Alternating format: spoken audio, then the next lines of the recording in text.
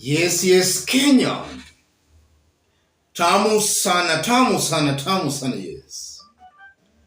Calls for the opening of IEBC servers are gathering momentum from very unlikely quarters. In this video, I want us to have a look at a series of tweets by Dr. Ekuru Aukot. We all know that Ekuru Aukot has been a fierce critic of Raila Amolo Odinga.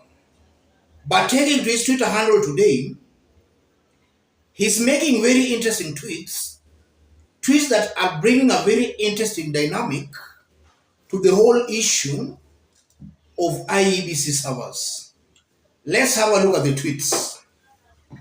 Dr. Ekuru Aukot, let me pose this question and hopefully we can debate it soberly without anyone catching feelings. If opening this server is what will unlock the country to move on, why not?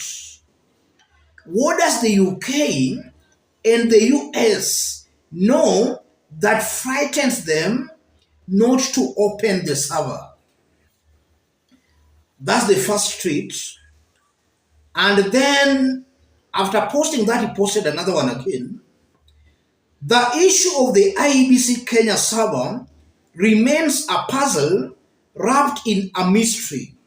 The Supreme Court considered that it can't be opened because it will breach the property rights of Smartmatic, the owners of the server.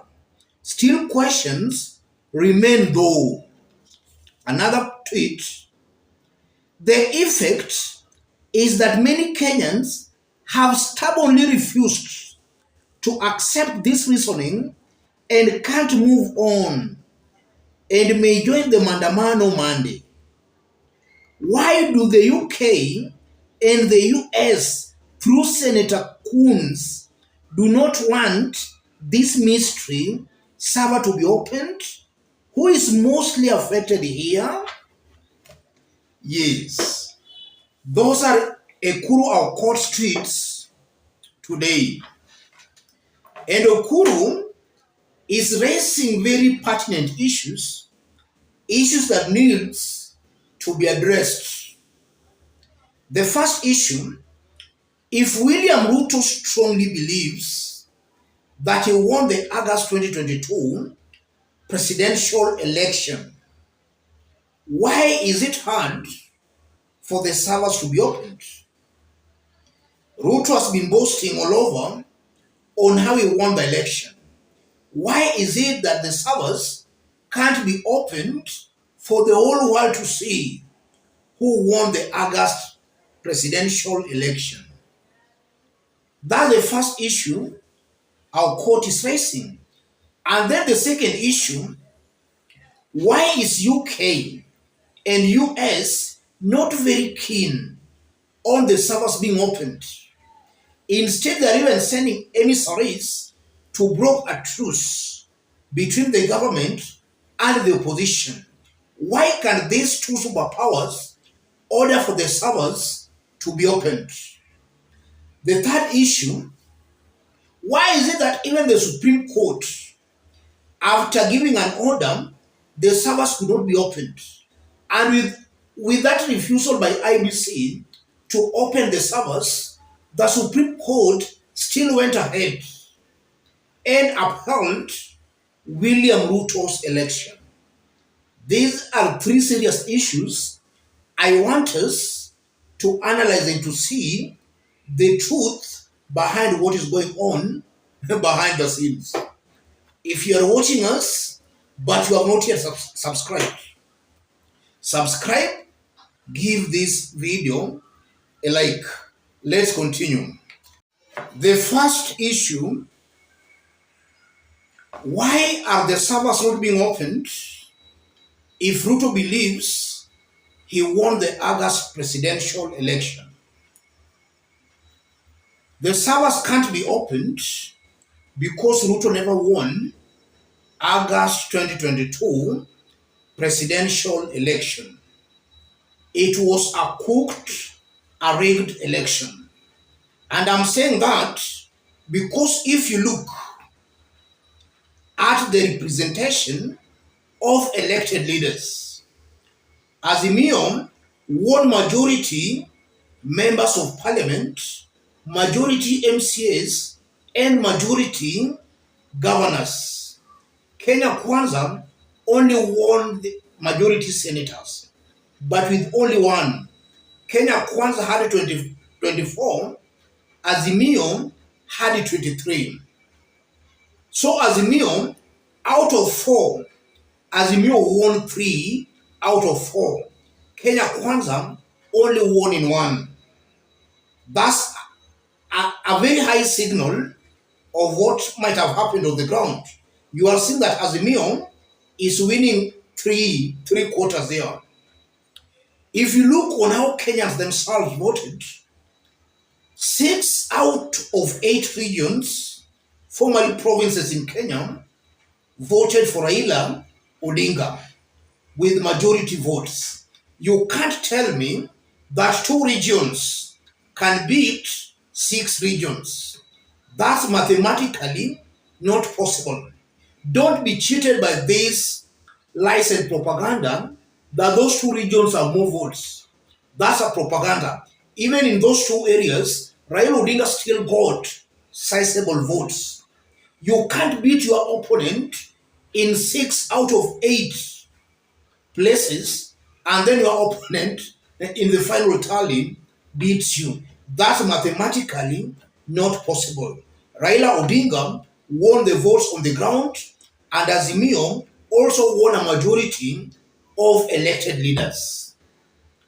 And then another issue, science never gets it wrong. As much as we know that opinion polls can be doctored, you can't doctor all opinion polls. We have seen opinion polls before. Almost all opinion polls had Raila Odinga on the lead. Very many opinion polls were showing that. And even media houses were conducting their random opinion polls where they were asking Kenyans. And it was all clear Raila Odinga was on the lead. So without mincing words, Raila Odinga won the August 2022 presidential election with a very big margin. And even a whistleblower just confirmed that. And then on the second issue, why is US not very keen, US and UK not very keen on the servers being opened? And we are seeing them even sending emissaries to broker a truce between the government and the opposition. The US, the UK, they were part of the plan. They were part of the rigging. In fact, I won't be wrong to conclude, just as people, Kenyans, have been speculating that they influenced all the systems, IEBC, the judiciary, to actually rig in favor of William Samoei Ruto. That's why, instead of calling for transparency, for the servers to be opened, they are talking about a political truce, about a dialogue. They know what they did, and they know what is in the servers. And then on the third issue, the Supreme Court, even though they gave an order for the servers to be opened, IEBC literally refused to open the servers. But still, they went ahead and upheld William Ruto's election with all the glaring discrepancies in the results. An IB result that even the turnout itself kept on moving. It was a moving target. Even Chebukati himself actually contradicted himself on the turnout. 4 out of 7 IEBC commissioners disputed the results. With all those, the Supreme Court still went ahead and confirmed Ruto's election. That confirmed that even the court itself was well in the plot. They knew the ultimate result that was to be achieved. So they were part and parcel of the plot. And that's why recently, some few weeks ago, we saw the Apex Court trying to legalize LGBTQ, something that was being pushed by America. So you are seeing clearly that the Apex Court itself was compromised. It was part of the plan. And this is why I still maintain that the Supreme Court is the weakest link in our judicial system. And just as I've been saying, the best thing for them to do is for the 7 Supreme Court justices to resign. Their continued stay in office is actually killing our judiciary. And I'm going to explain that further in our next analysis, where a group of youths armed with machetes actually invaded Rea Vipingo farm in Kilifi and started subdividing that land in spite of a court order that actually declared Rea Vipingo to be the real owners of the land. So you are even seeing that even the court orders that are coming from our courts are no longer being respected because a good majority of Kenyans see the courts as compromised. The best thing, in my honest opinion, is for Koome and her bench to resign, to go home. Above all, as I conclude, Ruto's refusal to open the servers just confirms he never won the election. And just as Ekuru Court is saying, more Kenyans will most definitely join in the protest and the demonstrations because it's coming out very clearly. William Ruto never won the election. He was not prepared to rule. He's just trying to do what we call trial and error. Let's meet in our next analysis. Thank you. God bless you.